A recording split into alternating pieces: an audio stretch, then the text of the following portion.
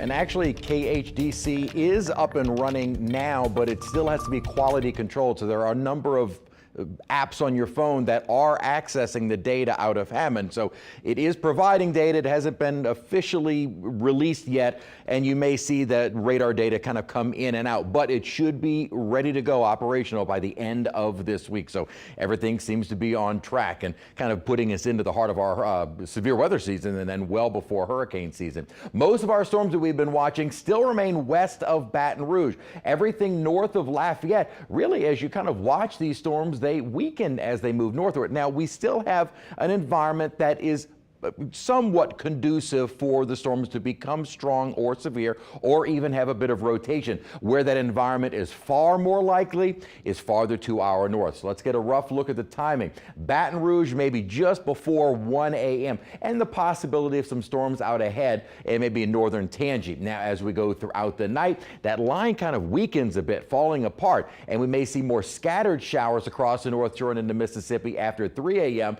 and maybe a few passing thunderstorms here and there over the metro area. And then notice as we get toward 4 and 5, the line kind of falls apart. So we'll see what the structure of the line is as we continue throughout the overnight period.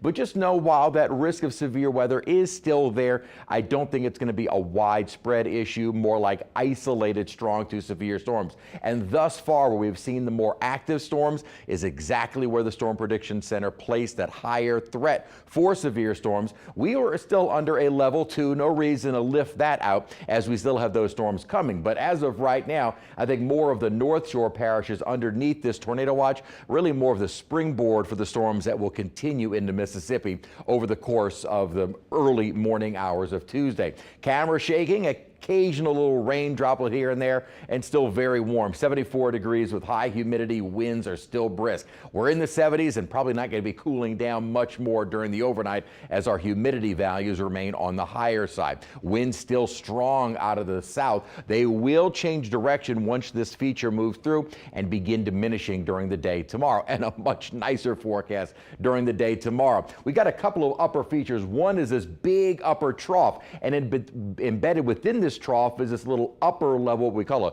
shortwave trough that's kind of embedded within the overall pattern. It's kind of this feature, and this little split flow we called divergence is where right at that split you get lift and instability in the atmosphere and the threat of severe weather. And that has been generally to our north. Not to say again that we're in a completely stable environment over southeast Louisiana, but it's far more conducive to our north, and that's exactly where the storms have been firing up. So as this little feature clears us early tomorrow morning, rest of the day Tuesday will be drying out. Now, not exactly cool air behind it, a little bit of a less humid air mass, but high temperatures still on the warm side before a second stronger front moves through on Wednesday. That'll help knock our temperatures and humidity down by Wednesday, and that will take us right through Good Friday. Still on the less humid side, although we'll start to see an onshore wind by Saturday, and then on Easter Sunday, a little warmer, a little more humid, but nice, and temperatures again above average. But as of right now, no rainfall over the next 7 days.